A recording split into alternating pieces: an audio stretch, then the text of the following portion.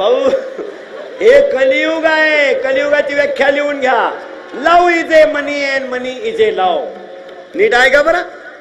Love is a money and money is a love. Money is a life and life is a money. Total things in the world depends upon money. Without money no anything in the world.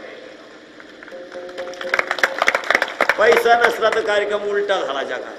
पैशासाठी काही करतील लोक, काहीही म्हणा. तुम्ही एखाद्याला तुला 500 रुपये देतो, तुझ्या बापाय तोंडात हाणीन ते. त्याला ज्याला काहून आणली मग 500 बुडीतो का? म्हणा तुम्ही एखाद्याला तुला ₹1,00,000 देतो, सकाळपोत इंदुरीकर दिसता का म्हणे गेला. लाखावारी इंदुरीकर गेला. आईला मारणारी माणसं, बापाला मारणारी माणसं. कीर्तन कमी आहे का? आईला मारणारी माणसं आहेत, बापाला मारणारी माणसं आहेत. मी सगळ्या बोलांपेक्षा उलटा सांगणारा माणूस आहे. माझे 9 सूत्र पाळा फक्त.